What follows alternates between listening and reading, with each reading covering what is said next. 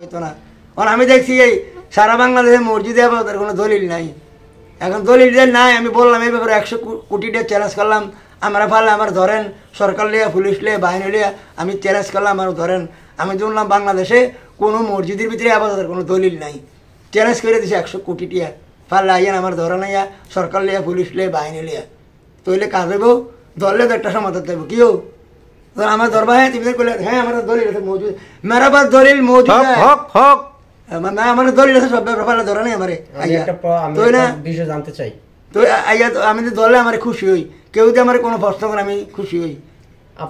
আপনি কিছুক্ষণ আগে বলছেন যে কওমি মাদ্রাসার ভিতরে কোনো কিছু ভুল সন্দেহ নাই, তো এখন যারা কওমি মাদ্রাসা ইমাম সাহেব মসজিদে নামাজ পড়া, তারা কি কোনো দলিল নাই?